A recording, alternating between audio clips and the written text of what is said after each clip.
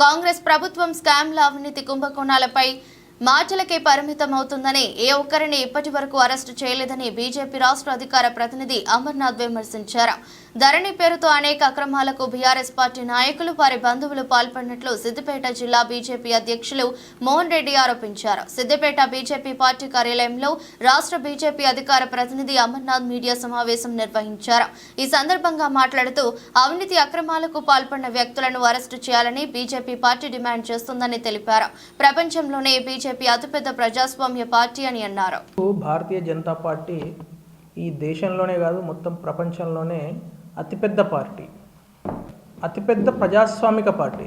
ఒక పక్కన ఎన్నిక జరుగుతున్న 2023 అసెంబ్లీ ఎన్నికలు అనౌన్స్మెంట్ అయిన తర్వాత ఫార్ములా ఈ అనే ఒక ఆర్గనైజేషన్కు దాదాపు 58 కోట్ల రూపాయలు అక్రమంగా ట్రాన్స్ఫర్ చేసిన అని నిర్లజ్జగా, అంటే మానం సిగ్గు లేకుండా కేటీఆర్ గారు చెప్తున్నది ఏదైతే ఉన్నదో, నేను చేసిన, నేనే గవర్నమెంటు, అప్పుడు నేనే గవర్నమెంటు, నేనే మంత్రిని, అంత నా ఇష్టమే అని పదే పదే మాట్లాడండి, నన్ను ఎవ్వరు ఏం చేయలేరని. అదే నిన్న ఎప్పుడైతే ఒక్కసారి ఏసీబీ కేసు పెట్టి ఈడీ ఎప్పుడైతే ఎంటర్ అయిందో ఆయన భయపడి క్వాష్ పిటిషన్ల మీద క్వాష్ పిటిషన్లు వేస్తుండు, కేవీఆర్లు వేస్తున్నాడు. ఆ తర్వాత నన్ను ఎట్లానే వేసి రక్షించండి అని అందరి చుట్టూ అందరి కాలు పట్టుకుంటున్నాడు. నిన్నటికి నిన్న మీ అందరికి తెలుసు, కోర్టుకి వెళ్ళి నాతో పాటు లాయర్ లేకుండా నాకు భయము, నేను ఒక్కరినే వెళ్తే నాకు భయము, ఏసీబీ దగ్గరకు నేను ఆన్సర్ చేయలేనని చెప్పిండు. సో ఇవాళ కోర్టుకు వెళ్ళి ఇప్పుడు విచారణ జరుగుతున్నది. ఈరోజు కేటీఆర్ గారిని విచారిస్తున్నారు. ఒక్కటి ఈ ప్రభుత్వాన్ని నేను డిమాండ్ చేసేది ఏంటంటే, కాంగ్రెస్ ప్రభుత్వాన్ని దయచేసి, ఎందుకంటే 2023 డిసెంబర్లో ఈ ప్రభుత్వం వచ్చినప్పటి నుంచి కూడా మొదటి నుంచి చూస్తే హెచ్ఎండిఏ స్కాము, దానిలో ఒక లాజికల్ కంక్లూజన్ లేదు. ఆ తర్వాత కాళేశ్వరం స్కామ్ అన్నారు, దానికి ఒక లాజికల్ కంక్లూజన్ లేదు. ఫోన్ ట్యాపింగ్ వ్యవహారము, దానికి ఒక లాజికల్ కంక్లూజన్ లేదు.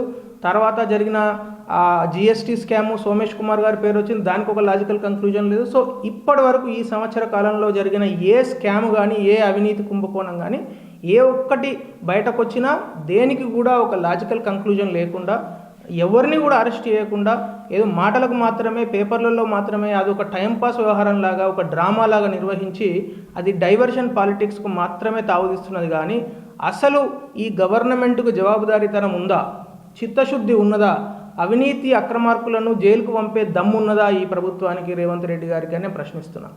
ఎందుకంటే ఈరోజు మీ అందరికి తెలుసు, నేను ఇప్పుడు చెప్పిన ఈ 5 విషయాలు కూడా రేవంత్ రెడ్డి గారు పదే పదే ఎన్నికలకు ముందు పెద్ద ఏటీఎం బోర్డు పెట్టుకొని కాళేశ్వరం ఏటీఎం అని రాసుకొని ప్రతి సభలలో ఆయన పెరేడ్ చేసిండు. అలాంటిది ఈరోజు కనీసం కాళేశ్వరం గురించి, అక్కడ జరిగిన అవినీతి గురించి, మేడిగడ వ్యవహారం గురించి మాట్లాడేవాడు. ఇదే అలాగే ఈ ఫార్ములా ఈ రేస్ వ్యవహారాన్ని కూడా, ఈ అవినీతిని కూడా ఆ విధంగానే దాన్ని కొన్ని రోజులు అయిన తర్వాత సెటిల్మెంట్ చేసుకొని దాన్ని ఏం చేస్తారు, కోల్డ్ స్టోరేజ్కి పంపిస్తారా, లేకుంటే నిజంగానే ప్రభుత్వానికి చిత్తశుద్ధి, జవాబుదారీగా వ్యవహారం చేసి దీని ఒక లాజికల్ కంక్లూజన్కు పంపిస్తారా అని మనం వేచి చూడాల్సి ఉంది. కానీ భారతీయ జనతా పార్టీ అయితే చాలా స్పష్టంగా ఈ ప్రభుత్వాన్ని ఒక డిమాండ్ చేస్తున్నది. మీరు ఏది అవినీతి బయటకు వచ్చినా, ఏ స్కామ్ గురించి మీరు మాట్లాడినా మాటలకు మాత్రమే పరిమితం కాకండి.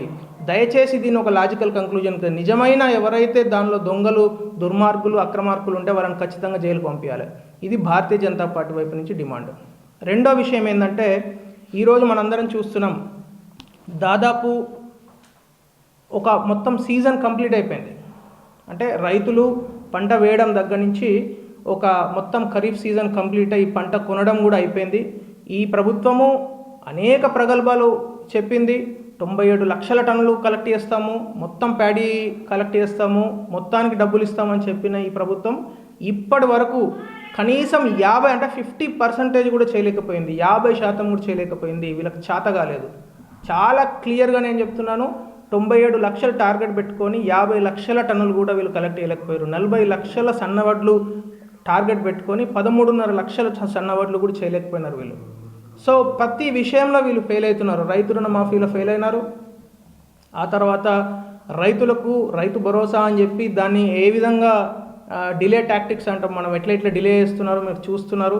ఫస్ట్ దరఖాస్తులు అన్నారు, తర్వాత దరఖాస్తులు అవసరం లేదు, 14వ తారీఖు తర్వాత డబ్బులు ఇస్తామని చెప్తున్నారు. ఇప్పుడు ఎవరికి ఇస్తారు, ఎంతమందికి ఇస్తారు, అంత సబ్జెక్టివిటీ.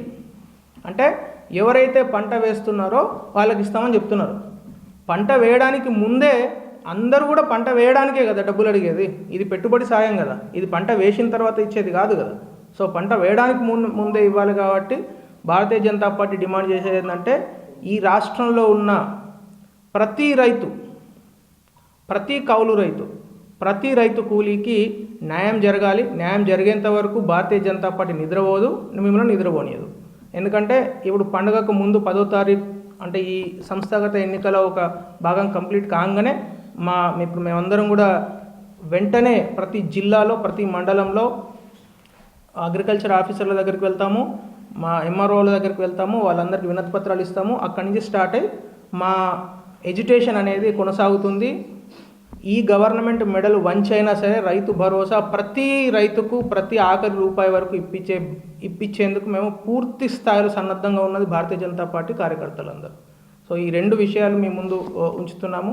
సో దయచేసి ఈ రైతుల విషయంలో మీడియా కూడా భారతీయ జనతా పార్టీ కొంత సహకారం అందించి, ఎందుకంటే రైతులు అంటే మాకైనా మీకైనా అన్నదాతనే కాబట్టి, సో రైతుల విషయంలో మనం ఆఖరి విషయం వరకు అంటే ఆఖరి వ్యక్తికి డబ్బులు వచ్చేంత వరకు కూడా సహాయం అందించేంత వరకు మా పోరాటం మేము విరమించాము.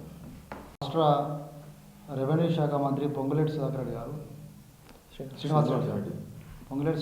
గారు నిన్న వారు ప్రెస్ మీట్లో చెప్తూ ఈ రాష్ట్రం లోపల ధరణి పేరు పైన చాలా పెద్ద ఎత్తున బీఆర్ఎస్ ప్రభుత్వము అక్రమాలకు పాల్పడ్డది. ధరణి మాటున అనేక ప్రభుత్వ భూములను టీఆర్ఎస్ నాయకులు, టీఆర్ఎస్కి సంబంధించిన వాళ్ళ బంధువులు వాళ్ళ పేర్ల మీద భూ బదిలీ పెద్ద ఎత్తున చేసుకోవడం జరిగిందని చెప్పింది. అందులో భాగంగానే సిద్దిపేటకు సంబంధించిన సిద్దిపేట నియోజకవర్గంలో సుమారు 484 ఎకరాలు ధరణి పేరు మీద చివరి గవర్నమెంట్ వాళ్ళు దిగిపోయే చివరి సమయంలో మొత్తం కూడా భూమిని అంతా కూడా టీఆర్ఎస్ నాయకులు వాళ్ళ పేర్ల మీద బదిలీ చేసిరని చెప్పేసి సాక్షాత్తు ఈ రాష్ట్ర రెవెన్యూ శాఖ మంత్రి గారే ఆరోపణ చేయడం జరిగింది. ఇందాకనే మా రాష్ట్ర అధికార ప్రతినిధి గారు చెప్పినట్టు అనేక అంశాలు కూడా ఈ రాష్ట్ర ప్రభుత్వము గత బీఆర్ఎస్ ప్రభుత్వం అనేక అక్రమాలకు పాల్పడ్డదని చెప్తున్నారు. కానీ ఏ ఒక్కటి కూడా విచారణ కానీ ఏ ఒక్కటి పైన కూడా ఎఫ్ఐఆర్ చేసిన దాఖలాలు కనబడతాయి. ఇలా అదే సాక్షాత్తు రెవెన్యూ శాఖ మంత్రి గారే సిద్దిపేటకు సంబంధించిన భూముల పైన వారే ఆరోపణ చేయడం జరిగింది. కాబట్టి ఈ ప్రభుత్వాన్ని డిమాండ్ చేస్తాను, మీరు ఆరోపణలకే పరిమితం కాకుండా నేను అనేక సందర్భాల్లో కూడా డిమాండ్ చేస్తూ ఉన్నాను. ఈ ప్రభుత్వం మరి సంవత్సరం అవుతుంది, సంవత్సరం కాలంగా సిద్దిపేటలో అనేక అక్రమాలు జరిగినాయని చెప్పేసి భారతీయ జనతా పార్టీ అనేక సందర్భాల్లో చెప్పడం జరిగింది.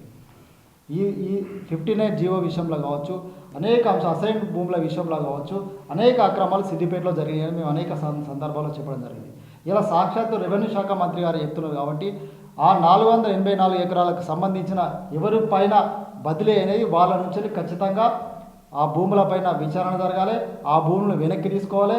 ఎవరైతే అక్రమంగా భూ బదలాయింపులకు పాల్పడ్డారో వాళ్ళందరి పైన కూడా మరి ఇలా కేసులు పెట్టి వాళ్ళందరూ కూడా జైలుకు పంపాలని చెప్పేసి ఈ ప్రభుత్వాన్ని డిమాండ్ చేస్తూ ఉన్నాను. లేకపోతే ఈ 2 కూడా ఇలా బీఆర్ఎస్ కాంగ్రెస్ 2 కూడా ఒకటే అని చెప్పేసి ఇలా ప్రజలు భావిస్తూ ఉన్నారు. నువ్వు కొట్టినట్టు నేను తిట్టినట్టు చేస్తా అని చెప్పేసి ఏదైతే వాళ్ళు డ్రామాలు చేస్తున్నారో ఇలా ప్రజలు మరి అవన్నీ కూడా గమనిస్తున్నారు. కాబట్టి ఈ ప్రభుత్వాన్ని స్ట్రైట్గా డిమాండ్ చేస్తూ ఉన్నాను.